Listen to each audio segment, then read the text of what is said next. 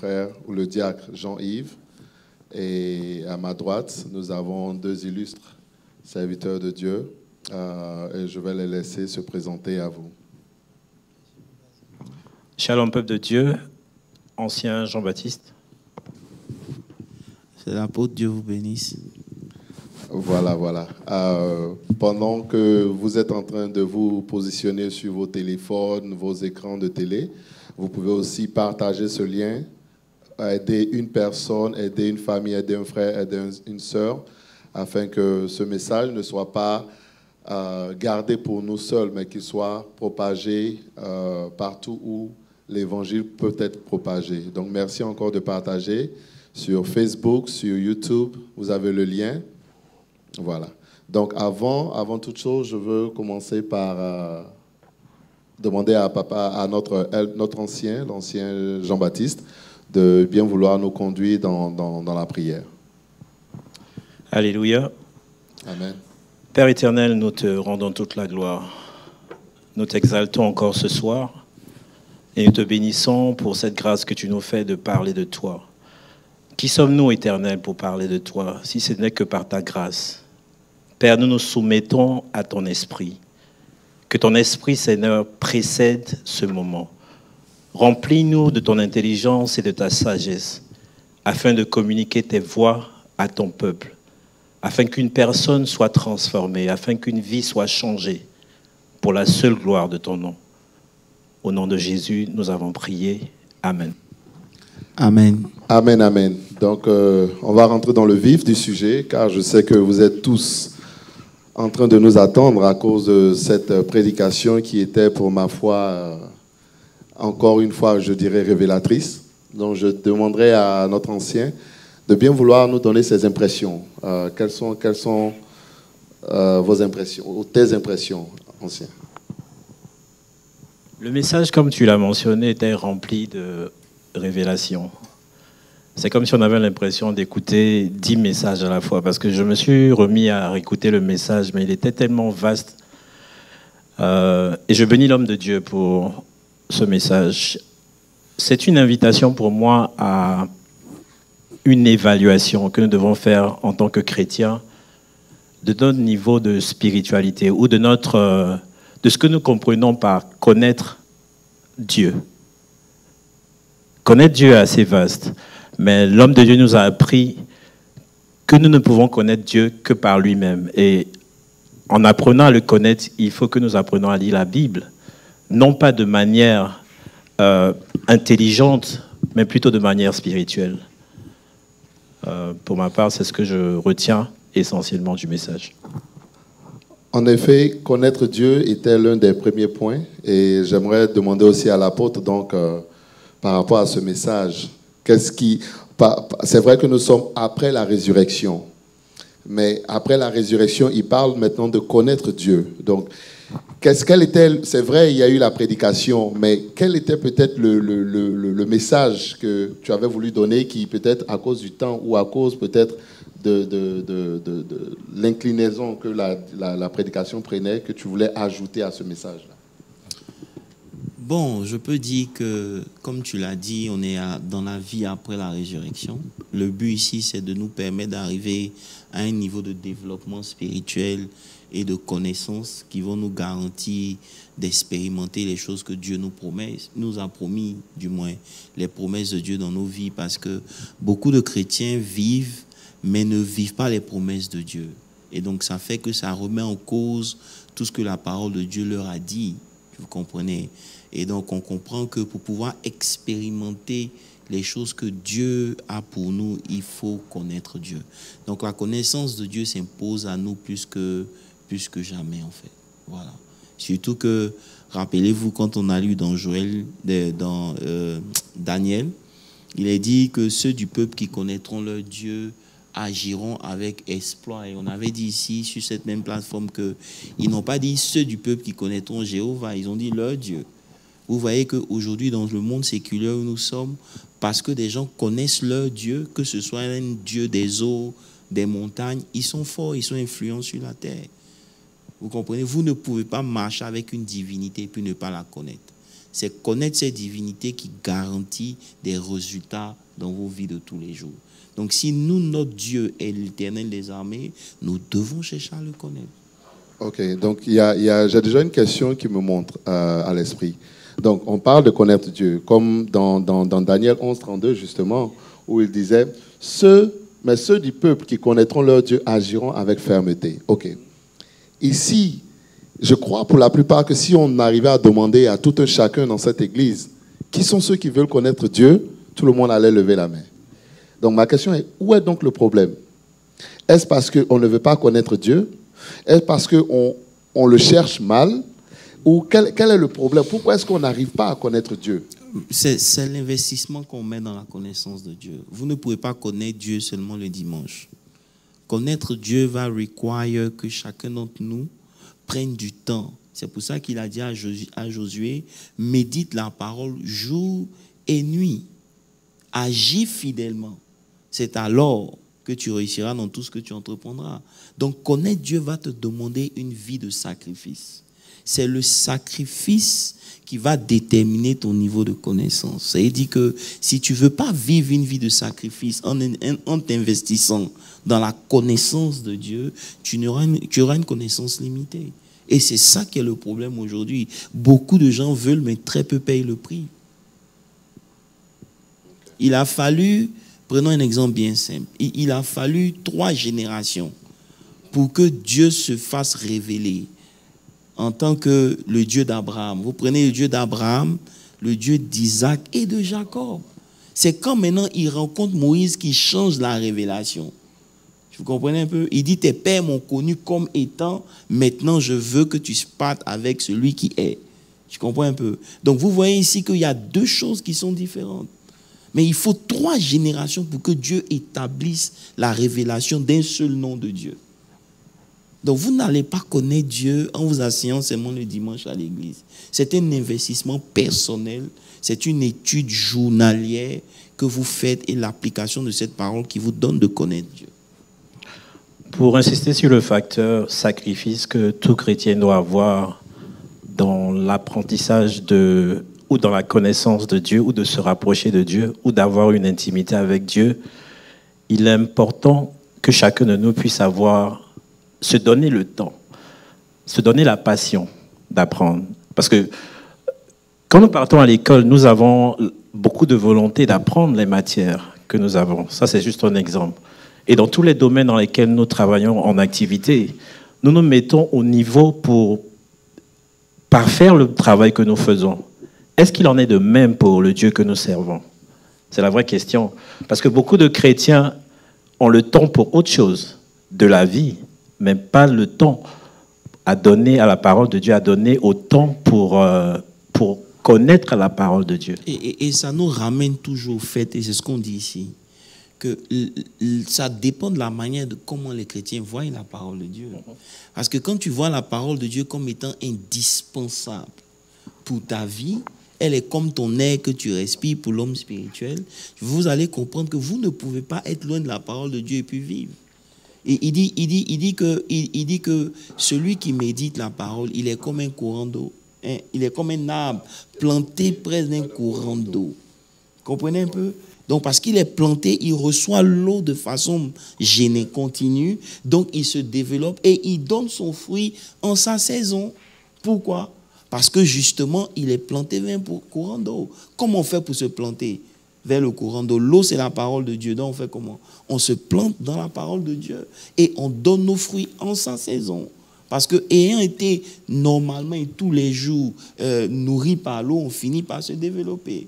Donc, il n'y a pas de croissance spirituelle sans un sacrifice dans la recherche et dans la connaissance des choses de Dieu. C'est vrai qu'il est important de lire la parole de Dieu, mais pas seulement la lire, mais capturer en fait l'essentiel de cette parole. Parce que beaucoup lisent la parole, beaucoup connaissent la parole, mais prennent souvent des chemins divergents, différents de ce que la parole enseigne. Parce qu'il y a cette paix que tu retrouves dans la parole de Dieu que tu ne peux trouver nulle ailleurs. Ou il y a cette sagesse et cette intelligence que tu retrouves dans la parole de Dieu que tu ne peux trouver nulle ailleurs. Donc il est important que chaque chrétien, en lisant la parole de Dieu, soit inspiré spirituellement. C'est pour ça qu'il ne faut pas prendre la parole de Dieu comme un roman. Il faut l'Esprit de Dieu pour ouvrir ton intelligence sur la parole de Dieu. Donc ça te demande déjà une certaine intimité avec le Saint-Esprit, un temps de prière, un temps de révélation, tu comprends un peu, pour parvenir à comprendre et à connaître les choses de Dieu. Voilà. Pour ma part, je dirais, je suis d'accord avec ce que vous êtes en train de dire. Et je demande donc, celui-là même qui prend le temps donc, de se mettre, d'écouter la parole de Dieu jour et nuit, de la méditer jour et nuit, qu'il est planté, donc comme ce table a planté auprès d'un courant d'eau. Il y a donc, de ce que je comprends, Dieu a déjà tout mis en place. Il faudrait donc à l'homme de se positionner, se préparer pour pouvoir avoir accès à cette connaissance-là. Donc, est-ce qu'on peut aussi dire que cette connaissance-là est graduelle? Jean-Yves, c'est normal. C'est comme quand tu vas à l'école. Tu ne deviens pas médecin à ta première année de médecine. C'est au fur et à mesure que ta connaissance s'accumule. Et c'est là, après un certain niveau, on voit maintenant que tu es prêt. Tu comprends un peu? Donc, il en est ainsi de même. C'est ça que la Bible dit que aussi longtemps que l'héritier était un enfant, il ne diffère rien d'un esclave jusqu'à ce qu'il parvienne à un niveau de maturité. Et ce niveau de maturité, c'est Dieu qui le détermine, ce n'est pas un homme. Et puis, il faut aussi comprendre que Dieu est tellement grand que vous n'aurez jamais assez de temps pour le connaître. Chaque niveau de maturité, c'est une révélation de Dieu. Où chaque révélation de Dieu va demander un certain niveau de connaissance. Est-ce que vous comprenez un peu? Donc c'est un peu ça. C'est pour ça que quand Dieu décide de choisir Josué, il dit à Josué, médite pour que tu puisses me connaître moi. Parce que si tu veux marcher avec moi, comme tu penses que j'ai marché avec Moïse, tu aurais un problème. Parce que dans la dimension où je suis maintenant, ce n'est plus la dimension de Moïse. C'est pour ça que quand Moïse est mort, il est mort avec son bâton, comme on a dit dimanche. Et c'est sur ce point-là que je suis en train d'arriver, parce que, comme tu l'as dit aussi dimanche, Dieu ne vient pas dans la vie de tout le monde de la même manière. Tout à fait. Donc, ne venant pas dans la vie de tout le monde de la même manière, et si... je crois que tu l'avais dit peut-être 2 dimanches en arrière, la mauvaise définition de quelque chose provoque donc un abus de cette chose-là. C'est clair. Donc, on a remarqué, je ne citerai pas des églises ou des assemblées, mais l'éducation qui a été donnée donc, n'a pas été la bonne éducation. Ou il y a eu une mauvaise définition de la chose, ce qui a fait que même quand la personne était bien disposée, il y a eu un abus et donc il n'a pas pu connaître Dieu comme il se devait. Jean-Yves, tu ne peux pas mettre la responsabilité sur le pasteur de l'église, je suis désolé. Parce que ce que tu dois comprendre ici, c'est quoi? C'est que nous ne sommes pas, comment on appelle ça? Nous ne sommes pas sur la terre parce qu'on veut.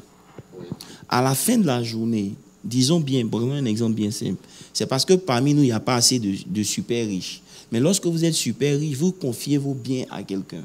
N'est-ce pas? Donc, celui qui gère vos biens, tôt ou tard, vous allez l'appeler pour qu'il rende compte, en fait. Est-ce que vous comprenez un peu? Donc, lorsque Dieu crée la terre, il est trop occupé.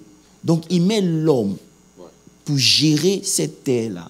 Mais l'homme va aller se présenter devant Dieu un jour pour rendre compte à Dieu des biens, non seulement physiques, matériels, mais aussi spirituels. Il va rendre compte à Dieu du temps qu'il a passé sur la terre et les choses qu'il a accomplies avec ce temps-là. Dieu va nous demander des comptes. Donc ce n'est pas une question d'un pasteur, ce n'est pas une question d'une église, c'est une question personnelle.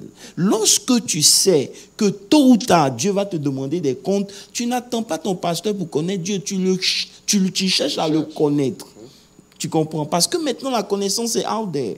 Si tu veux chercher Dieu, il y a des livres, il y a Internet, il y a des messages. Tu peux trouver Dieu. Mais le seul problème, c'est la soif que les gens n'ont pas. Aujourd'hui, les gens mettent l'accent sur des choses qui ne sont pas importantes. Comme on a dit la dernière fois, si l'argent était important, Dieu allait créer une banque qui n'avait pas créé un jardin. D'où la responsabilité qui est donnée à chacun de s'édifier individuellement, parce que le salut est personnel. Comme le prophète Nyankok le disait la dernière fois, quand, au jugement dernier, on ne sera pas jugé en groupe, on ne sera même pas jugé en couple, on ne sera pas jugé en famille. Donc, il est important pour chaque chrétien de s'édifier personnellement. Tu ne vas pas blâmer un pasteur parce qu'il t'a donné un mauvais message. À la fin de la journée, il te revient de l'analyser et de prendre ce qui est important pour changer ta vie. Mais le pasteur, il aura son jugement à lui. Les serviteurs de la maison auront leur jugement à eux. Mais si tu te dis que oui, parce que mon pasteur m'a prêché ceci ou cela, et que je l'ai pris sans analyse, ou sans avoir à me retirer moi-même, me rapprocher personnellement près du Seigneur pour lui poser des questions, parce qu'on l'a dit, tu n'apprends de Dieu que de Dieu lui-même. Il n'y a pas une grande... On a dit ça, Jean-Yves. Bon, ok. Je veux pouvoir, parce que ce n'est pas des choses que je ne sais pas, mais je pense qu'il est bon de répéter pour d'autres personnes qui nous écoutent, parce que souvent, on a eu à entendre des gens qui ont mis toute la responsabilité sur l'Église, alors qu'eux-mêmes, ils n'avaient pas justement cette intimité-là avec Dieu. Donc aujourd'hui, même si le pasteur n'arrive pas à te donner cette intimité, n'arrive pas à te montrer comment créer ta propre intimité, et c'est ce que moi j'appelle par exemple une religion, c'est à chacun d'entre nous de pouvoir avoir accès, et comme tu l'as dit, la soif en soi va donc te pousser à chercher, taper, frapper, et à cause de cette soif-là, il y aura un jour où Dieu viendra à ta rencontre. C'est clair. Comme on dit, en tout cas, on dit les mêmes choses. La vérité, c'est que quand tu comprends qu'il y a des choses que Dieu t'a confiées, ça c'est un. Ces choses-là, tu ne les as pas encore découvertes. Parce que ce sont des choses que l'œil n'a pas encore vues, l'oreille n'a pas encore entendues. C'est des choses qui sont scellées dans le spirituel. Ta destinée est cachée dans le spirituel. Ce n'est même pas ouvert même au monde des esprits, des sorciers. Ils n'ont qu'une partie, ils ne connaissent rien de ta vie. Tout ça est scellé. Maintenant, Dieu dit que vous devez prier pour que le Saint-Esprit, qui sonde les profondeurs de Dieu, vous les révèle. Donc toi-même, tu es en train de vivre une vie dont tu n'as aucune idée. C'est-à-dire tu vis une vie qui n'est même pas ta vie. Parce qu'en réalité, celui qui doit te révéler la vie que tu dois vivre, c'est le Saint-Esprit. Et tu dois avoir une intimité avec lui. Si tu n'as pas d'intimité avec lui, tu ne feras que vivre. Est-ce que tu comprends un peu? Et à la fin de la journée, quand tu vas te retrouver devant le Seigneur, il va te poser des questions. Qu'est-ce que tu as fait de ton temps? Qu'est-ce que tu as fait les biens que je t'ai donnés? Qu'est-ce que tu as fait avec les dons? Donc l'église, c'est un endroit où on apprend à manager les dons, les grâces et comment on appelle ça, le potentiel que Dieu nous a donné. Donc l'église permet. C'est pour ça que quand Jésus fait la parabole, il dit, à quelqu'un il a confié 5, à l'autre il a confié 2, à l'autre il a confié 1. Ça veut dire que Dieu connaît ce qu'il a mis en chacun de nous et notre capacité à pouvoir développer ces choses. Mais il faut les découvrir. Ce n'est pas seulement dans le monde séculaire. Non, parce que quand tu vas rendre compte à Dieu, ce n'est pas une question de oui, j'ai nourri les pauvres seulement, non. Ou bien j'avais des compagnies, non. Il va te demander ce que tu as fait. Ça veut dire que quelle est la transformation que tu as eue, tout ton parcours sur la terre. Et c'est la chose qu'on oublie. À la fin de la journée, on est venu sur la terre pour connaître Dieu, pour aller apprendre plus de Dieu. On ne va pas au ciel pour de l'or. Hein? L'or sera dans les rues. Donc, ça n'aura aucune valeur. L'argent n'aura aucune valeur. Au ciel, quand on va pour apprendre encore qui est Dieu. C'est toute l'éternité là. C'est pour chercher à connaître Dieu. Donc, si connaître Dieu, ça t'ennuie, tu vas t'ennuyer au ciel. Ce ne sera peut-être pas ton lieu. Certainement. Bon, en tout cas, jusqu'à là, je pense qu'on est d'accord. Et moi, ma question, en fait, par rapport à la prédication, là où j'aimerais avoir plus d'enlightenment, de compréhension, c'était lorsque on avait donné Exode 33, verset 13, et tu avais dit que tout ce qui est puissant a besoin d'une forme pour manifester la puissance. Jean-Yves, quand tu lis Genèse, n'est-ce pas, on n'a pas parlé de ça dimanche. Quand tu lis Genèse, qu'est-ce que la Bible dit? Quel est le tableau que Dieu nous présente dans Genèse 1, verset 1? Il y avait le monde informe. Il dit au commencement, Dieu créa la terre était informe et vide. Oui. Ça veut dire que le fait que ce soit informe, ça ne peut pas manifester ce pourquoi ça a été créé. Donc Dieu est obligé de donner une forme à la terre. Okay. Vous comprenez? Okay. Et c'est dans ce sens-là qu'on a dit que Dieu, dans sa forme de Dieu, il est trop puissant, il ne peut pas sauver l'homme. Okay. Parce que pour sauver l'homme, il fallait prendre une autre forme. Okay. Vous comprenez? C'est pour ça que même quand Dieu vous appelle, il ne va pas vous utiliser maintenant. Prenons l'exemple de Moïse. Quand Dieu appelle Moïse, ok, c'est après combien d'années? Quand Moïse veut sauver le peuple d'Israël, il n'a aucune relation avec Dieu. Ça, c'est un. Si même il veut sauver Israël, il emmène Israël où? Il ne connaît pas la terre promise. Vous comprenez? Donc, Dieu permet qu'il aille faire encore 40 ans chez son beau-père dans le désert et maintenant Dieu se révèle à lui. Dieu lui donne une forme. Avec la forme de prince de l'Égypte, il ne peut pas sauver Israël. Vous comprenez? Donc tout ce qui est puissant, même Dieu qui est puissant, il doit prendre une forme. Et c'est dans la forme de Dieu qu'on a des problèmes. Parce que les formes que Dieu prend dans nos vies respectives dépendent du but que Dieu veut atteindre. Ok. Vous comprenez? Tout ce qui est puissant a besoin d'une forme pour pouvoir atteindre son but. Vous pouvez avoir une grande idée. L'idée doit prendre forme pour que la puissance de cette idée se dégage, pour que le but soit atteint. S'il n'y a pas de forme à votre rêve, le rêve ne peut pas se réaliser. Amen. Ancien. Pour revenir à un exemple de la Bible encore, quand Moïse alla rencontrer Pharaon, et qu'il demanda à Dieu quel est le nom que tu voudrais par lequel je sois présenté. On sait que Dieu a plusieurs noms dépendant des circonstances ou des situations. Mais le premier nom que que l'Éternel a donné à Moïse, c'était de lui dire « Je suis ». Tu diras à Pharaon que je suis. C'est pour dire quoi? Ça dit que toutes les épreuves ou toutes les conditions de nos vies, Dieu prend la forme qu'il sied. Dieu prend une forme. Regarde Jésus. On a lu dans Philippiens 2 à partir du verset 5. Il dit, ayez les sentiments qui étaient en Christ, n'est-ce pas? Philippiens 2, verset 5. Maintenant, verset 6 dit, lequel existant en forme de Dieu, vous comprenez ici, la forme de Jésus auprès de Dieu, là, ça ne peut pas sauver. Oui. La première forme qu'il avait, oui, d'accord. La forme de Jésus auprès de Dieu ne peut pas sauver. Donc la Bible dit, existant en forme de Dieu, n'a point regardé comme étant égal, n'a point regardé comme une proie arrachée d'être égal à Dieu. Verset 7, mais s'est dépouillé lui-même en prenant encore une forme. Vous comprenez? Ouais. Donc il y a une forme qu'il avait, ok, mais cette forme-là ne peut pas sauver. Donc, il faut qu'il prenne une forme de serviteur. Vous me suivez? Ouais. Donc, il est tout puissant. Mais Dieu, sur son trône en tant que toute puissance, ne peut pas sauver l'homme. Il faut que Dieu prenne une forme d'homme pour pouvoir sauver. Et maintenant, il ne prend pas la forme de n'importe quel homme. Il prend la forme d'un serviteur. C'est pour ça qu'un jour, Ok, j'aime été. Non, un jour, les apôtres, les disciples sont venus voir Jésus et puis ils disent, mais parmi nous là, qui est le plus grand? En fait, ce n'est pas une question de plus grand.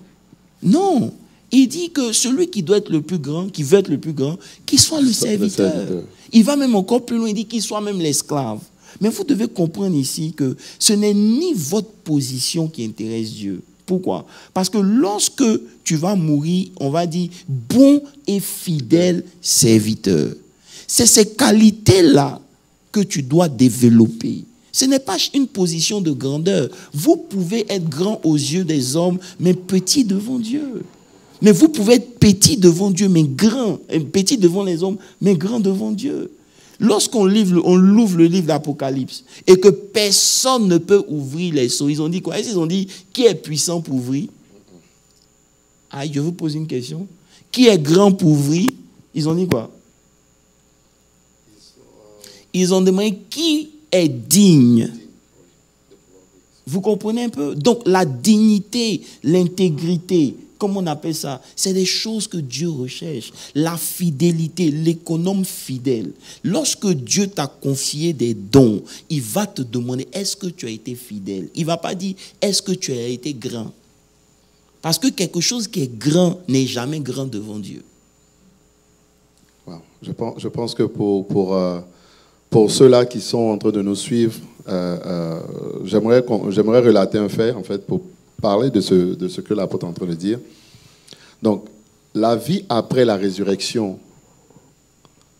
un des caractères qu'on doit développer, je pense que c'est des messages qu'on doit pouvoir avoir dans nos églises, c'est de pouvoir développer ce caractère de serviteur-là. Combien de fois nous avons, je le disais souvent, aujourd'hui on est même arrivé à penser que parce qu'on travaille, ou bien on est en train d'œuvrer en tant que serviteur dans la maison de Dieu, et qu'on le dit, c'est du bénévolat, et on ne prend pas ce travail-là au sérieux. On ne fait pas, on n'est pas en train d'apporter notre plus grand, nos efforts. Mais on peut passer 40 heures dans le monde séculaire. Mais quand il s'agit de passer des heures dans la maison de Dieu, celui-là même qui nous a donné la force d'être en vie, qui nous fait la grâce d'être en vie, on commence à calculer le nombre de temps qu'on a. Et lorsque on dépasse, lorsque aujourd'hui, par exemple, bon, c'était un dimanche, on dit on a encore un programme. Pourquoi? À chaque fois, c'est des programmes. Mais il y a le service. Et je crois que c'est en apprenant auprès de quelqu'un, en étant un serviteur, que tu arrives à comprendre, à connaître même la nature de Dieu. Pour insister sur le caractère, sur le point que tu viens de dénoncer, je pense que beaucoup pensent à l'Église servir des hommes. Je veux dire quoi? C'est-à-dire qu'on sert pour faire plaisir à une autre personne, ou on sert pour faire plaisir à son pasteur, ou on sert pour faire plaisir à quelqu'un, peut-être que nous voulons, je ne sais quoi, avoir des relations avec. Mais le truc, c'est de se rappeler que quand nous venons à l'église, ou dans tous les services que nous opérons, nous servons Dieu. C'est de ça que j'ai parlé, Jean-Yves. Vous devez comprendre la notion de jugement. Vous comprenez un peu? Lorsque vous perdez de vue que vous êtes sur la terre et vous avez été sauvés pour servir Dieu et que Dieu va vous demander des comptes, vous allez vivre ou servir Dieu comme vous voulez. Mais lorsque vous comprenez qu'il y a des comptes, il y a l'heure des comptes, ça vient. Vous comprenez un peu? Quand l'heure des comptes va venir, tu vas répondre à Dieu de ce que tu as fait de ton temps. Donc aujourd'hui, on ne peut pas blâmer les gens, on doit faire simplement comprendre aux gens l'importance de ce qu'ils sont en train de faire. Vous comprenez un peu? Ce n'est pas la position que tu occupes dans l'église qui fait de toi quelqu'un de grand, mais c'est ton attitude. Tu peux servir même quelqu'un et puis avoir une grande attitude. On va gaspiller un peu. Tu peux prendre par exemple l'exemple de Mardochée. La Bible dit que la femme de Haman dit à Mardochée, elle dit à Haman du moins, elle dit, celui contre qui tu veux... Attendez, non, prenons nos Bibles et lisons, parce que vous allez penser que je raconte des choses. Prenons Mardochée ensemble. Elle dit, celui contre qui tu veux te battre là, il faut faire très attention. Parce que, voilà, lisons ensemble Esther 6, verset 13.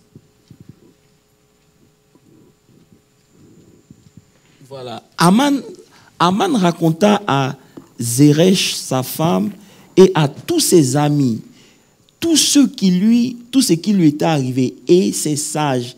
Et Zeresh, sa femme, lui dit, eux tous ils lui ont dit, suivez-moi bien, il dit, si Mardochée, devant lequel tu as commencé à tomber, est de la race des Juifs, tu ne pourras rien contre lui, mais tu tomberas devant lui. Je ne sais pas si vous comprenez ce que ça veut dire. Cette femme savait qu'il y a une race de personnes, tu comprends un peu? Peu importe leur position dans le royaume, on ne peut pas les toucher. Si tu as affaire à eux, tu as affaire à Dieu. Parce que nous, en tant qu'enfants de Dieu, notre victoire n'est pas une question de combat, c'est une question de race. S'il est de la race des gens qui plaisent à Dieu, tu ne peux pas le toucher. C'est pour ça que Daniel, on ne peut pas le toucher dans le royaume.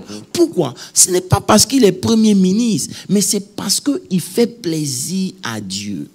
Donc Dieu le protège. Beaucoup d'enfants de Dieu ne comprennent pas que notre service ici, ce n'est ni vers un homme, ni vers une institution, mais c'est vers Dieu. C'est ce qui garantit la protection de Dieu sur ta vie. Amen.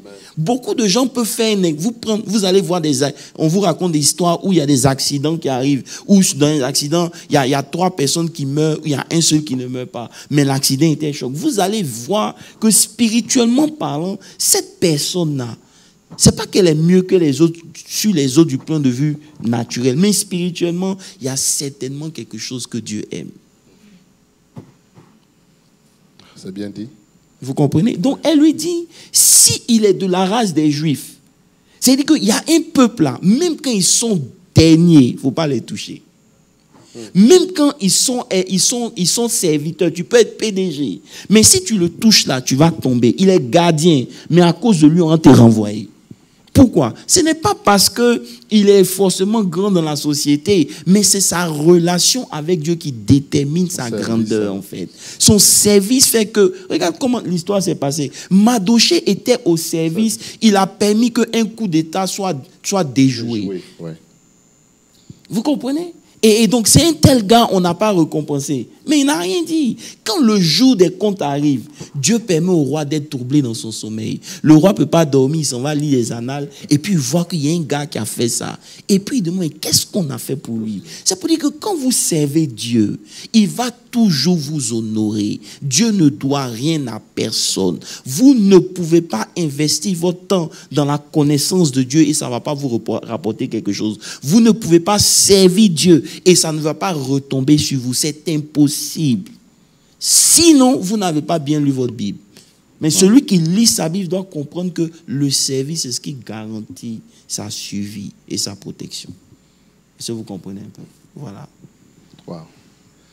Je crois que il n'y a pas meilleure façon de le dire et d'inciter en fait le peuple ou ceux-là qui nous suivent, tu vois, à vraiment chercher à servir Dieu et à connaître ce Dieu-là. Maintenant, ici, j'ai une autre interrogation. Hein. Est-ce qu'on peut dire donc, si vous avez des questions... On peut rester dans le culte du dimanche. Merci. Si vous avez des questions, n'hésitez pas à les poser. C'est pour mieux comprendre un peu la prédication de ce dimanche. Comme on l'a dit, la vie après la résurrection. Et donc, c'était un peu le canevas de connaître Dieu. Voilà. Donc, je pense que c'est toujours pour savoir connaître Dieu. Parce que, une façon, je dirais, certaines personnes se disent que, ou peut-être qu'ils sont un peu inquiets, ou ils ne savent pas forcément la direction qu'ils doivent prendre dans le service pour Dieu. Est-ce qu'on peut dire... Tu tiens à faire un Bible study sur le service? Non, parce que c'est connaître Dieu. Non, mais c'est connaître Dieu, ce n'est pas seulement service. On n'est pas dans le service. Okay. Servir Dieu. On parle de la connaissance de Dieu qui nous permet de vivre la résurrection. Oui.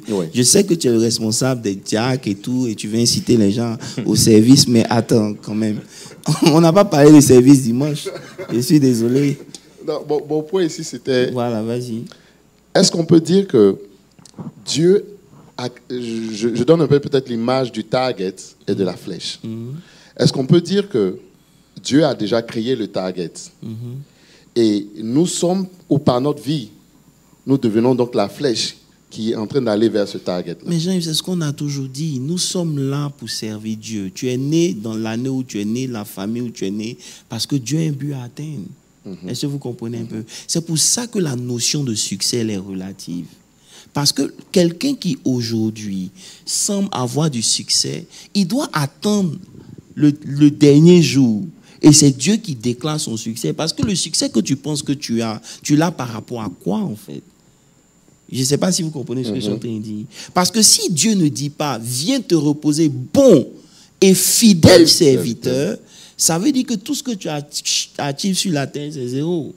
Mais il peut avoir dans le processus des moments où toi, tu ne réussis pas à atteindre certains objectifs. Tu ne dois pas te décourager. Aussi longtemps que tu vis, Dieu peut toujours te permettre de continuer. Vous comprenez? C'est pour ça que cette notion de succès qui motive les gens doit faire attention. Tu cours par rapport à quoi? Tu te presses pour quoi? Quel est le but que tu veux atteindre? Maintenant, bon, le but que tu veux atteindre, en quoi Dieu est concerné? C'est tout ça là qui définit le succès. Vous comprenez un peu? Il y a des gens, par exemple, on prend un exemple bien précis. S'ils ressuscitaient d'entre les morts là, hein, c'était quelque chose de trop dangereux pour dire, pour parler, une manière de parler. Mais entre Lazare et puis Jésus, qui a duré dans les tombeaux? Lazare. Lazare a fait 4 Si, lorsqu'on ressuscite, là, c'est la publicité. On voit qu'il est fort. Ouais. Mais Jésus va dire, mais Lazare, foutaise, il a été ressuscité à 4 jours. Moi, ici, Jésus. Ouais. Je vais ressusciter après 1 semaine. Mais ce n'est pas ça qui est le but. Le but de durer 4 jours, 5 jours, pour montrer aux gens que toi, tu peux ressusciter, c'est pas ça que Dieu veut atteindre. Vous comprenez? Donc, tu peux faire un petit truc, mais parce que tu es dans le plan de Dieu, selon Dieu, tu es sur la voie du succès. C'est tout. Voilà. Donc, cette notion-là, on a besoin de comprendre un peu ici que nous sommes au service de Dieu et c'est Dieu qui détermine la course. C'est déjà préparé. C'est à toi maintenant de te battre. Il peut te montrer ce qu'il attend de toi. Maintenant, tu dois investir. C'est comme je disais, il y a des gens que je recevais. J'ai dit que c'est ma première fois que je découvre que prier n'est pas facile. Que prier n'est pas facile. Non, prier est devenu difficile même pour moi, plus qu'avant. Parce qu'à partir du moment où tu décides de faire des heures dans la prière, tu vas comprendre que c'est vraiment avec l'apport du Saint-Esprit que tu peux prier. C'est vrai. Vous comprenez? Donc, tout ce qu'on fait qui est spirituel requiert que le Saint-Esprit t'aide. Tu ne peux pas vivre une vie chrétienne sans le Saint-Esprit. C'est pour ça qu'on a besoin de connaître Dieu. Vous comprenez un peu? Aujourd'hui, la connaissance de Dieu faisant défaut, même dans l'église, même dans les marches, on a dit, beaucoup de gens, les camarades de Job, ils sont venus voir Job. Ils ont fait 1 semaine avec Job. Ils n'ont pas parlé. Ils ont analysé la situation. Ils ont pris le temps de penser philosophiquement, théologiquement. Est-ce que Dieu peut faire ça? Et puis ils ont dit à Job, écoute, si Dieu a permis ça, c'est que quelque part, c'est ta faute. Ils ont parlé pendant des discours. Écoutez leur discours. Il y a un même qui était le plus jeune qui les a écoutés. Puis il a dit, je pensais même que la connaissance venait de l'âge. Mais franchement, ce que vous dites là, ce n'est pas normal. Au point où maintenant Dieu dit, va vers tes amis, prie pour eux. Parce qu'ils ont mal parlé de moi. Comprenez? Donc la connaissance de Dieu, ce n'est pas du jeu. Tu dois investir dans la connaissance de Dieu. Maintenant, le but ici pour nous, c'est d'emmener les gens à comprendre comment Dieu fonctionne. C'est pour ça qu'on a dit, par exemple, l'un des mystères de Dieu, c'est que quand Dieu prend quelqu'un, il ne permet jamais que cette personne commence dans des choses qui sont faciles. Je ne sais pas si tu te rappelles de ça, monsieur le service. Non, si. C'était. Je ne sais pas si tu permets que j'ouvre une parenthèse sur ce que Apôtre vient de dire. Par rapport à la persévérance, c'est vrai que beaucoup d'entre nous se retrouvent très souvent devant le challenge de se dire je veux prier des heures. Et il y a tellement d'occupations qui font que la distraction ou beaucoup de choses viennent entacher en fait le temps que tu veux prendre pour Dieu. Même à des heures où tu es censé être en intimité avec Dieu, ces moments-là sont perturbés parce que ton corps, en fait, te refuse ces moments. Et je pense qu'il est important pour chaque chrétien de vraiment insister. C'est ces moments les plus importants de nos vies. Si demain, Dieu te rappelait à lui, est-ce que tu aurais avant de partir, cet esprit d'inachevé dans ta vie? En fait, c'est le souci. Les gens ont peur de la mort parce qu'ils sentent qu'il y a un non-achievement qui est persistant. Parce que Dieu a mis en chacun de nous la pensée de l'éternité. Ouais. On dit généralement que quand Dieu dit, par exemple, dans l'année prochaine, à la même heure, tu vas accoucher, vous voyez qu'il y a 3 mois de vide. Parce qu'une personne ne peut pas accoucher dans 12 mois. Donc, dans les 3 premiers mois, il est dit, selon certaines études, que c'est là où Dieu prend le temps de préparer l'âme qui doit venir, l'esprit qui doit venir. Okay. On lui donne sa mission, on lui fait parler d'un certain nombre de choses, et pendant 3 mois, il est entre 2 mondes et il oublie ces choses quand il vient sur la terre. Mais quand il a même oublié, dans son esprit, il y a toujours cette pensée-là qui existe. Ouais. Est-ce que vous comprenez un peu? C'est pour ça que, oh God, c'est pour ça que, par exemple, quand Dieu crée Adam, vous allez voir que Adam sait qu'il y a quelque chose qui manque. Parce que dans Genèse 1, Dieu les a créés les deux en esprit. Oui, parce qu'elle était déjà dans lui, oui. Donc, il a vu Ève en esprit. Maintenant, il vient le premier sur la terre, il ne trouve pas Ève. Ouais. Vous comprenez un peu? Maintenant, qu'est-ce que Dieu fait? Dieu l'endort. Maintenant, quand Dieu l'endort, son esprit est toujours réveillé. Oui. Qui a dit à Adam qu'on a tiré Ève de sa côte? Ça veut dire que pendant qu'il était couché, son esprit voyait tout ce que Dieu faisait. Donc, il dit, on l'appellera Ève parce qu'elle est sortie de ma côte. Mais à quel moment Dieu lui a dit, hey, je vais enlever ta côte pour faire Ève? Il a tout vu en esprit. Donc, il savait, il dit, cette fois-ci, voilà la chair de ma chair. Pourquoi? Parce que spirituellement, c'était déjà. Donc, c'est juste une manière de dire que si tu n'as pas vu quelque chose dans le spirituel, tu ne pourras pas reconnaître ces choses-là dans le physique. Vous comprenez un peu? C'est pour ça que prier ou être un homme spirituel, connaître Dieu est important. Dieu va toujours te permettre de voir quelque chose pour t'inciter à chercher plus loin. Tu comprends? Aujourd'hui, on est paresseux. C'est ça qui est la vérité. Ouais. On dort. Je ne sais pas si tu me permets de poser cette question vraiment personnelle pour éduquer le peuple. Pas rentrer dans ta vie personnelle ou privée, mais quel est par exemple, à quoi ressemble ta journée de prière? Hey. Non, je vais te donner ma journée, il n'y a pas de problème. Pas même ta journée, une demi-journée. Bon, si ça peut aider je peux prendre ma journée d'aujourd'hui. Bon, chacun de nous a ses activités. Moi, je suis full-time. Je me dis que mon travail, c'est de présenter Christ. Je connais mon appel, je connais ma mission. Je veux ramener les gens à connaître Dieu. C'est sûr à quoi Dieu m'appelle. Maintenant, moi, je ne peux pas dormir chez moi. C'est vrai que je ne travaille pas comme tout le monde. Et puis, je me dis, bon, dimanche, je viens, je prends le micro, je prêche. Non. Je me lève à 5h, 6h. Je vais prier 1 heure. Si je ne dépose pas mon fils à l'école, je m'en vais à la gym. Si je ne fais pas du vélo, je fais au moins 2 heures. Pourquoi? Parce que pendant ces 2 heures, j'ai le temps de m'écourir. C'est mon temps à moi, je pense, je réfléchis. Et quand je finis, mon esprit est dégagé. Donc, je viens, je m'apprête et je viens à l'église. Je viens à l'église comme chaque fonctionnaire. Et pendant que je suis à l'église, avant de commencer à travailler, j'ai un minimum de 3 heures à parler en langue. Minimum. Quand je finis, maintenant, je me mets sur mon computer et je commence à travailler. Quand je finis encore, ça c'est quand je n'ai pas décidé de prier. Tu comprends un peu? Donc c'est cette discipline-là que j'essaie de m'imposer. Mais là encore, malgré toutes ces fois où je l'ai fait, tous les jours quand je viens, c'est un nouveau challenge. C'est comme si je n'ai pas fait ça la veille. Tu comprends? Donc, un peu c'est ça. Tu connais ton appel, tu dois exceller dans ces choses. Tu comprends? C'est pour ça que vous allez voir que tu es obligé de connaître Dieu si tu dois vendre Dieu. Qui vend un produit sans connaître son produit? Attends, sois sérieux. Oh, c'est ça le problème de l'Église aujourd'hui. Tu ne peux pas venir prêcher un message juste comme ça. Ça me prend 1 semaine pour préparer un message. Au minimum. Minimum. Pourquoi? Parce que, et là encore, c'est un de mes mentors que j'écoute souvent sur YouTube, qui n'est même pas chrétien, qui disait que lorsque vous voulez vendre un produit, vous devez vous asseoir pour réfléchir comment les autres ont fait le produit, pourquoi les autres n'ont pas réussi, avoir tous les détails qu'il faut sur le produit avant de vous lancer dans la chose. Donc moi, je me dis, ok, voici un verset que Dieu me donne. Quels sont les contours, les retours, les pourtours? Et en plus de ça, j'ai pris. Quand je suis en langue, je dis, Seigneur, révèle-moi. Et vous allez voir que chacun de nous a sa grâce. Arrivé à un certain moment, Dieu ouvre ton esprit, la révélation devient claire. Tu prends ton cahier, tu notes. Et puis dimanche, quand tu prêches, les gens pensent que c'est magique, mais en fait, il y a un prix à payer. Amen. Voilà. C'est un freeway, je pense qu'il y a une offrande qui s'impose.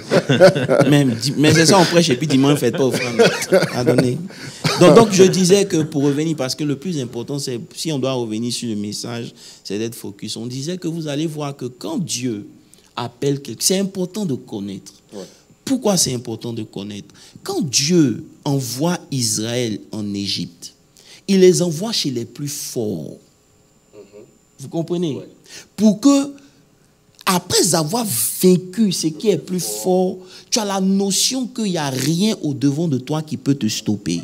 Et c'est comme ça que Dieu commence. Donc ça veut dire que si tu vis quelque chose dans ta vie qui semble si fort pour toi et imprenable, aussi longtemps que tu n'as pas vaincu cette chose-là, tu ne peux pas aller devant. Mais lorsque tu as vaincu cette chose-là, tu as la garantie que si Dieu m'a permis de vaincre l'Égypte, attends, lisons bien notre Bible. La Bible dit que Dieu fait Moïse, il te fait Dieu devant Pharaon, qui lui est le Dieu des Égyptiens.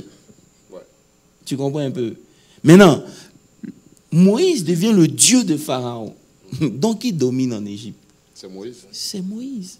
Donc, lorsque Dieu fait de toi le maître d'une situation que tu as supportée, que tu as vaincu, tu deviens aussi un maître dans l'état où tu es.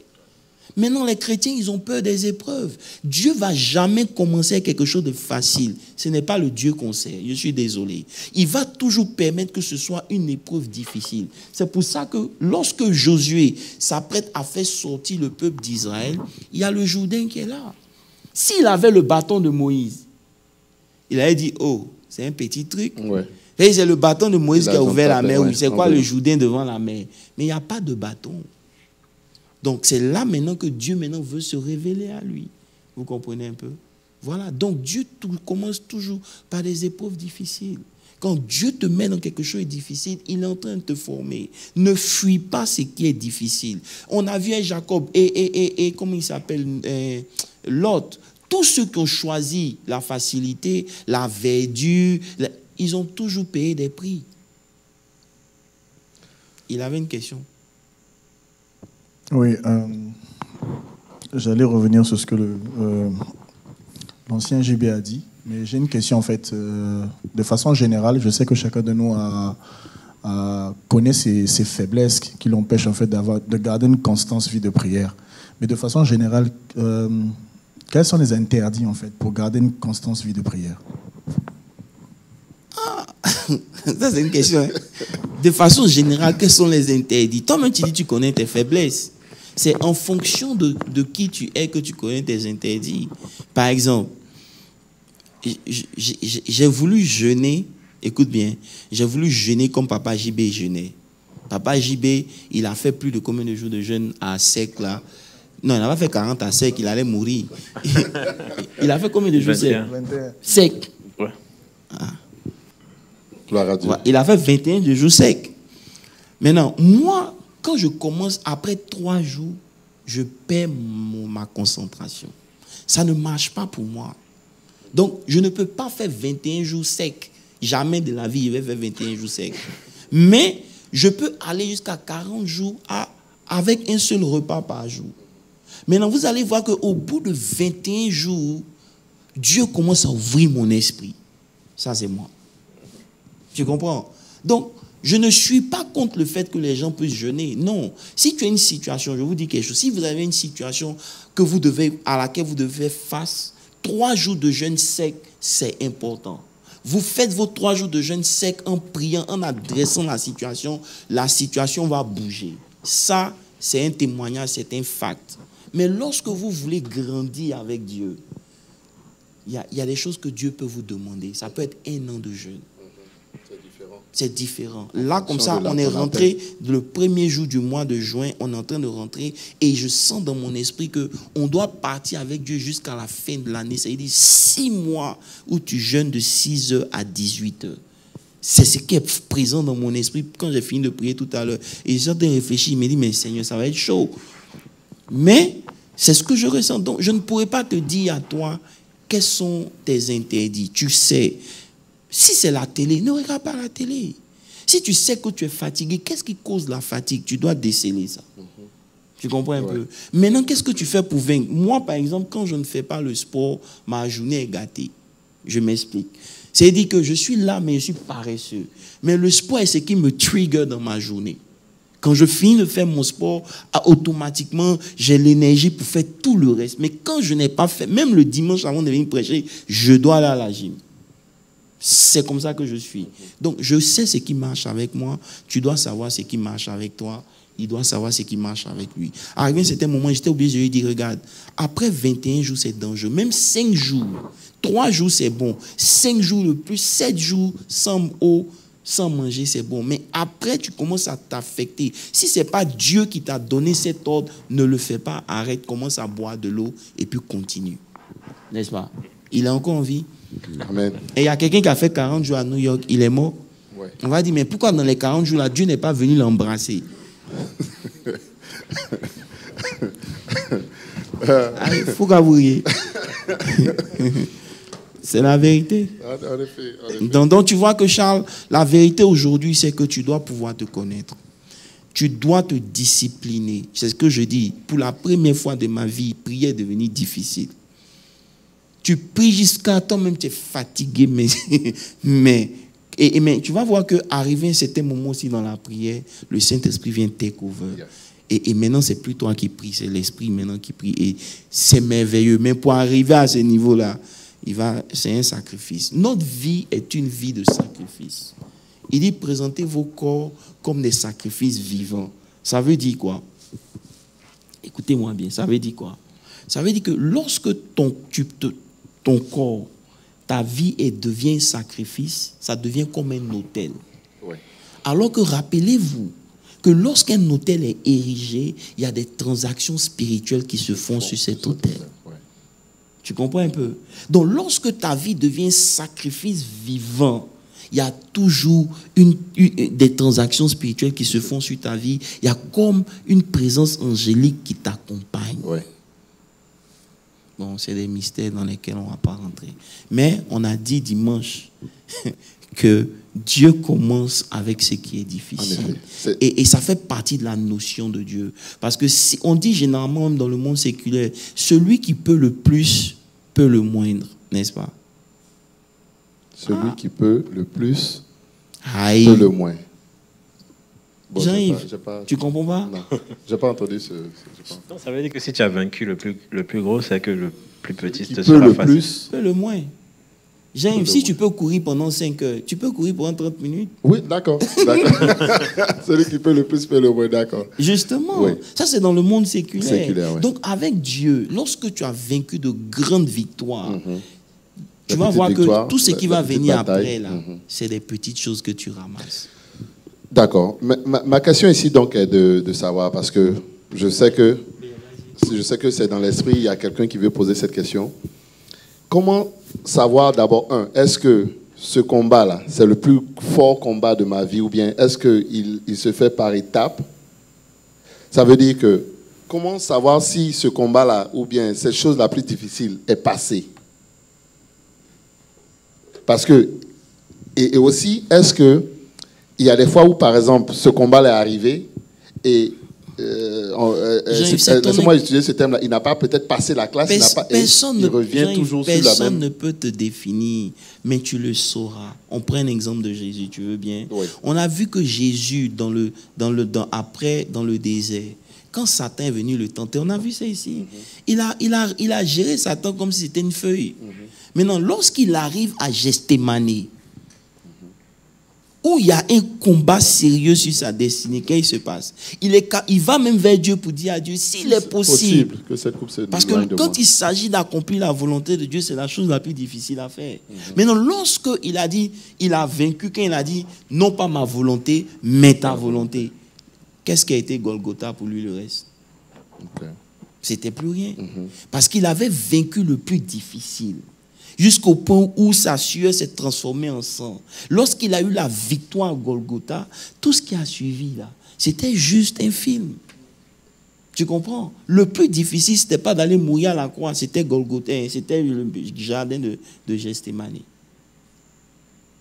Où là, sa volonté venait s'opposer au plan de Dieu pour sa vie. C'est pour ça qu'on a dit, chasser les démons, c'est facile, mais accomplir la volonté de Dieu, c'est la chose la plus difficile à faire. Ou bien tu as encore des doutes? Oui, là, je suis là maintenant plutôt un peu perplexe. OK. Mais vas-y. Donc, Jésus, d'abord, après son temps de jeûne, lorsqu'il sort de ce temps de jeûne-là, OK, le diable le prend et l'amène sur la montagne pour le tenter. Tout ça ailleurs. Donc là, à ce niveau-là, ça, c'est pas le plus grand combat. Non. C'est même pas un combat pour lui. Ok. Il a jeûné, et puis tiens-toi bien compte 40 qu'il est 40 jours sec. C'est pas comme pour Papa Papa Jibé. Jibé. 40 jours sec, il est faible. Ouais. Mais il dit après, il dit au diable, tu ne tenteras pas ton Dieu. Ça veut dire que ici, c'était pas un combat. Le combat a commencé à Gethsémani. D'accord. Où Ok. Dieu met, voilà la croix qui t'attend. Il dit, Seigneur, s'il est possible, c'est là que tu vois que sa volonté émerge. Ouais. Pour dire, Seigneur, vraiment, si on peut éviter ça, ça va être bien. Mais, toutefois, je me soumets à ta volonté. Tu comprends un peu? Une fois qu'il s'est soumis à sa volonté, le combat était fini. Donc, lorsque tu as vaincu le plus difficile, le reste, c'est facile. Donc vous me rejoignez encore. Donc quand on dit, parce que c'est quand il voulait faire la volonté de Dieu, quand il voulait devenir le serviteur, la volonté de Dieu, c'est là qu'il a eu le plus grand test. Il était déjà au service de Dieu. Parce que la forme même qu'il a pris en tant que serviteur, c'était déjà au service de Dieu. Mais en réalité, c'est juste pour dire que lorsque tu as vaincu le plus difficile, tu peux vaincre ce qui arrive sur ton chemin. Et c'est pour ça qu'on a pris l'exemple de Pierre qui était dans la prison, c'était fermé. Mais vous voyez que quand vous lisez la porte, la Bible dit qu'ils ont traversé. Maintenant, c'est la dernière porte qui s'est ouverte d'elle-même. Parce que c'est dit, Joe, si eux les ont traversé le mur, ils sont venus, qui m'ont issu pour les retenir? C'est comme ça. C'est dit que qu'en traversant ces épreuves-là, Dieu vous met à un certain niveau où vous devenez grand au point que certaines épreuves, vous ne sentez même pas que vous êtes en train de vivre des épreuves. Parce que ces épreuves ont perdu leur puissance devant vous. C'est ce que vous avez conquis ou vaincu dans le monde spirituel qui vous élève dans le monde spirituel. Vous comprenez? Et pour ajouter, en fait, c'était pour dire que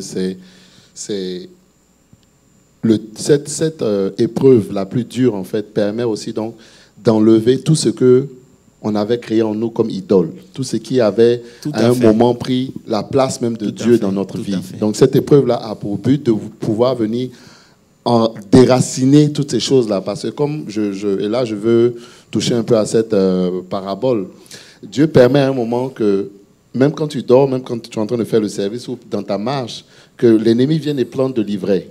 Donc, des idoles, et Dieu, pendant ce temps-là, on n'enlève pas ces idoles, cette ivraie-là. Donc, c'est des choses qui grandissent avec toi.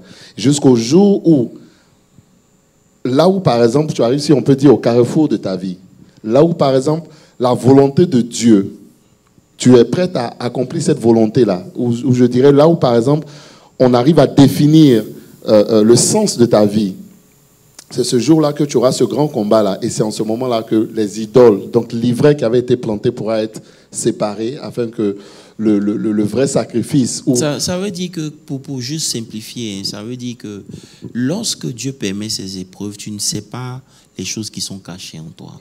Et vous allez voir que ces épreuves-là, Dieu fait de telle sorte qu'on ne dépend pas de nous-mêmes. Tu comprends un peu? C'est là où le moi ne peut plus réagir, mon argent ne peut plus réagir, où tu te débarrasses de tout ce qui fait ton toi, le moi, et que tu comptes essentiellement sur Dieu. Et c'est ces épreuves-là. Maintenant, si tu as vaincu ces choses-là, tu vas voir que toutes ces choses-là sortent et maintenant tu continues ta marche. Mais le but ici, c'est pour nous rappeler une seule chose. C'est que lorsque Dieu commence avec vous, ça ne sera jamais facile. Mais ce n'est pas parce que c'est facile que Dieu, c'est difficile que Dieu n'est pas là. Il est là. Il y a un but à atteindre. Il veut build en vous cette confiance en lui, cette confiance en vous. Et il veut aussi rappeler à vos ennemis que vous êtes des gens qui ont déjà vécu des choses. Vous comprenez un peu? Lorsque vous êtes dans le monde de la délivrance, vous allez arriver à voir un certain niveau que, parce que vous avez tellement chassé une catégorie d'esprit, lorsque vous vous présentez, l'esprit vous reconnaît et l'esprit s'en va en même temps. Pourquoi? Parce que dans le monde spirituel, on sait que vous avez eu déjà cette force-là de les chasser, donc ça ne sert à rien de résister. Vous comprenez un peu? Maintenant, moi, à cause du temps, la partie sur laquelle j'aimerais vraiment m'attarder, c'est la dernière partie du message. C'est-à-dire que lorsque vous lisez Josué 3, vous allez voir que pendant 3 jours, Dieu leur permet d'être confrontés à cet obstacle-là, pour réaliser qu'ils ne peuvent pas eux-mêmes. Mais quand la délivrance doit venir, ça ne commence pas par Josué qui est un homme de guerre. Est-ce qu'on peut mettre Josué 3, s'il vous plaît? Josué, il est général, il est le combattant, il est un soldat. Vous me comprenez un peu? C'était quel verset? Verset 1 au verset 4. Josué 3. Mets le verset 4. Voilà, mets le verset 3. Il dit, il donna cet ordre au peuple. Lorsque vous verrez l'arche de l'Éternel, votre Dieu, portée par des sacrificateurs, les Lévites, vous partirez du lieu où vous êtes et vous vous mettrez en marche après elle. Vous comprenez un peu? Ça veut dire que c'est la partie qui, moi, vraiment, en étudiant ce texte, m'a vraiment touché. J'ai compris que Josué et toute l'armée, ce n'est pas elle qui va devant, c'est le sacrificateur. Ok, oui. Je ne sais pas si tu te rappelles de ça. Si. Pasteur Papa JB. Voilà. Le sacrificateur, c'est lui qui va vers Dieu pour le peuple et qui retourne vers le peuple pour Dieu, avec Dieu. Vous me comprenez? Pourquoi Dieu va demander à ce que ce soit le sacrificateur qui aille d'abord? Vous allez voir que dans toute l'histoire d'Israël, à chaque fois qu'il y a eu des combats, ce n'est jamais l'armée qui commence, c'est toujours les sacrificateurs, c'est toujours les Lévites qui commencent. Pourquoi? Parce que celui qui remporte la victoire en nous, ce n'est pas l'ingénieur, ce n'est pas le financier, c'est le sacrificateur que tu es. Ça, c'est bien dit. Mais on a dit ça dimanche. Si. Je crois qu'on peut le répéter pour ceux-là qui nous suivent. Donc, comme il a dit, ce n'est pas le guerrier qui part en premier, mais plutôt le sacrificateur. Ça veut dire que, c'est vrai, dans le monde séculaire, tu es peut-être un ingénieur, tu es pharmacien ou tu travailles, quel que soit, là où tu es. Et il y a des combats, même au niveau du monde séculaire, même au travail, il y a des combats qui vont venir au-devant de toi. Tu comprends? Mais ce qui va te permettre de vaincre ces combats-là, ce n'est pas ton habilité en tant que pharmacien ou en tant qu'ingénieur. Mais c'est le sacrificateur en toi. Donc si tu arrives à développer cette intimité avec Dieu, où en toi le sacrificateur est toujours là, cette présence de Dieu, tu arrives à relater la présence de Dieu, tu arrives à marcher avec Dieu, c'est cette connaissance de Dieu-là qui va faire de toi celui-là même qui pourra avoir la solution devant le problème au niveau du travail. Ça veut dire que Jean-Yves, quand tu vis ta vie devant les épreuves, tu comptes sur ton statut de sacrificateur ou sur ton titre de docteur? C'est la question qu'on se pose. Vous comprenez un peu? Ça veut dire que tous les atouts naturels ne donnent pas tout. Peu importe les atouts naturels que vous avez, il faut toujours compter sur l'assistance du spirituel. C'est faux? Oui, c'est vrai. Parce que si tous les atouts naturels donnaient tout, il y a beaucoup de gens qui seraient quelque part, il y en a qui seraient dans des foyers, il y en a qui auraient... Non, mais ce n'est pas tout. C'est l'assistance du spirituel sur ces atouts naturels qui produisent un certain nombre de choses. Est-ce que vous comprenez un peu? Donc, les gens vont à la guerre en tant que guerrier, mais pas en tant que sacrificateur. Ça, c'est ce qui se passe dans le monde naturel. Mais dans le monde spirituel, ce n'est pas le guerrier qui va en premier, c'est le sacrificateur que tu es. C'est pour ça que Dieu a fait de nous un peuple de sacrificateurs. Dieu a fait de nous des gens qui sont d'abord spirituels. Mais aujourd'hui, qu'est-ce qu'on fait? Dans les affaires, dans tout ce qu'on fait, ce n'est jamais le spirituel, c'est l'homme d'abord séculaire qui s'en va. Jamais. C'est pour ça que dans l'histoire qu'on a lue, Dieu dit à Josué, il y aura une distance entre ceux qui vont porter l'arche et vous. Pourquoi? Parce que lorsque les sacrificateurs s'en vont, ils doivent se séparer de tout le monde. Tu comprends? Lorsque tu veux réussir dans ta vie, arrivé à un certain moment, tu dois te séparer de tout. Prends ton manteau de sacrificateur, chercher Dieu par rapport à la situation, même si c'est des affaires. Et tu reviens maintenant dans ta peau normale et tu appliques ce que Dieu te donne. Mais très peu de chrétiens le font. Vous comprenez un peu? Parce que celui qui met son pied dans le Jourdain, là, ce n'est pas l'ingénieur, c'est le sacrificateur. Vous comprenez un peu? Tu as mentionné quelque chose dans ton message qui était relatif à Golgotha. Et tu mentionnais que Jésus avait dépouillé Satan à Golgotha. Il est important de rappeler le poids du nom de Jésus dans notre prière. À quel niveau imposons-nous le nom de Jésus dans nos prières? Je veux dire quoi par là? C'est-à-dire que comment nous prenons ce nom-là? Comment nous l'envisageons? Ou comment, dans nos prières, nous pensons que Jésus a sa place?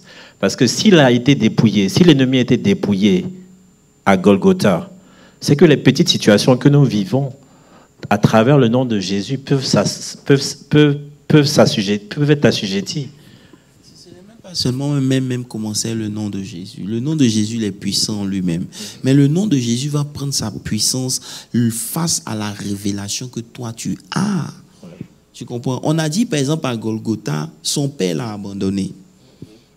Il a remis son esprit entre les mains de son père. Il a donné son corps à l'église. Il est parti comme un seul homme.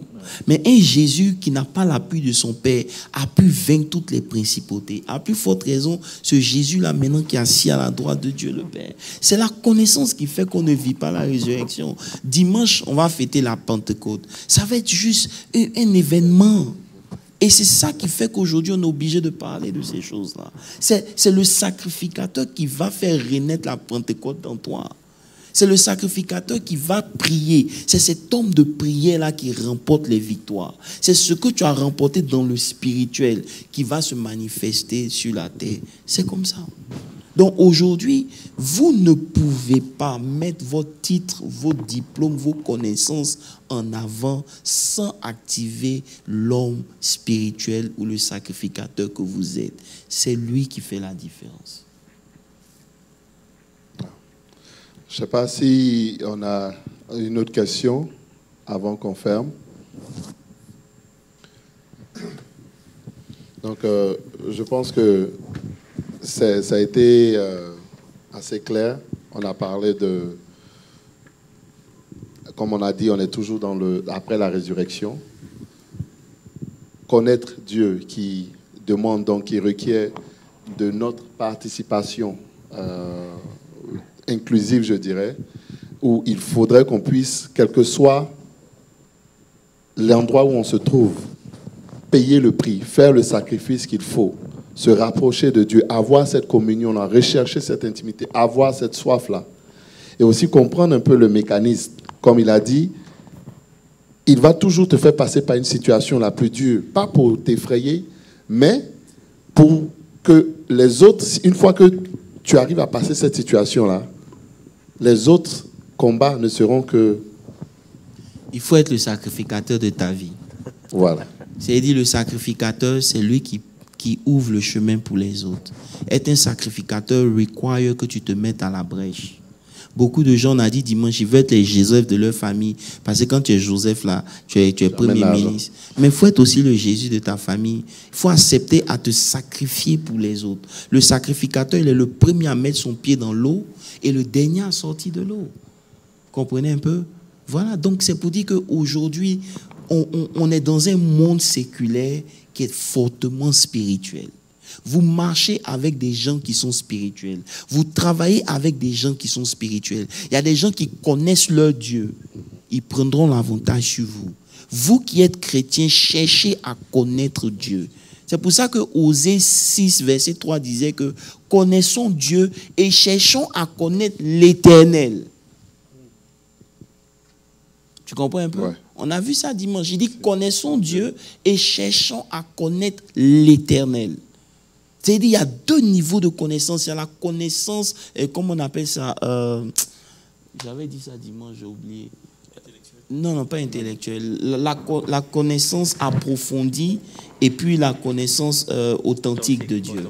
Il y a une connaissance authentique que tu as de Dieu et c'est celle qui produit la connaissance profonde de Dieu. Il dit cherchons, connaissons et cherchons à connaître l'Éternel. Donc il y a deux types de connaissances ici qui doivent rentrer en ligne. Vous comprenez un peu? Il dit, let us know, let us pursue the knowledge of God, of the Lord. Il faut poursuivre cette connaissance. Il faut s'investir pour connaître Dieu. C'est la clé pour vivre une vie de Pentecôte. C'est la clé pour réussir. Il faut que le sacrificateur qui est en toi soit celui-là qui soit à la première page. Si ce n'est pas lui, que c'est le docteur, c'est le comptable, c'est la femme mariée, c'est l'homme marié, c'est le père de famille, finalement, vous allez voir qu'il y a des combats que vous n'allez jamais remporter. C'est le sacrificateur qui va toujours en avant. Peu importe ta vie, qui que tu sois, réveille le sacrificateur qui est en toi et laisse-le aller remporter la victoire dans le spirituel pour qu'elle se manifeste dans le physique. C'est ce que j'avais voulu partager le dimanche. Amen. Je crois que c'est le mot de fin. Sur cette même lancée, je veux que l'apôtre, tu nous recommandes à l'Éternel et que ce verset de Osée 6.3 soit le partage de tous ceux qui nous suivent, afin que ce jour de Pentecôte-là, qu'on puisse avoir une autre révélation, une autre intimité, une intimité plus profonde avec notre Dieu. Seigneur, nous te bénissons. C'est toi qui t'es révélé à Jacob. C'est toi qui as dit à Jacob, je suis le Dieu de ton père, de tes pères. Seigneur, révèle-toi à tes enfants que nous sommes au travers de ta parole. Seigneur, tu as dit que tu te laisses trouver par celui qui te cherche, mais celui qui te cherche de tout son cœur. Que nos cœurs soient portés sur toi, que nos cœurs quittent les choses inutiles et que nos cœurs se tournent vers toi, parce que à la fin de la journée, nous devons rendre compte à Dieu. Père, nous voulons vivre une vie qui va achever sa course en fonction de celle que tu avais prévue pour nous et non comme nous l'entendons et comme nous la voyons.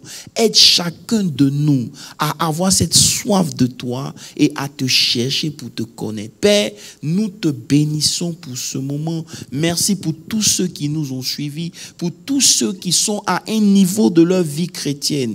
Père, interviens, aide-les à monter à une fréquence supérieure, à te connaître et de te servir comme tu le veux dans le nom puissant de Jésus. Père, merci parce que nous savons que nous sommes une race des gens de la victoire et peu importe ce qui arrive, l'ennemi n'aura jamais le dernier mot dans nos vies. Donne à tes enfants de se relever, de reprendre le chemin du sacrifice afin d'activer en eux le sacrificateur qui sont pour la seule gloire de ton nom. Nous avons prié. Amen. Amen. Amen.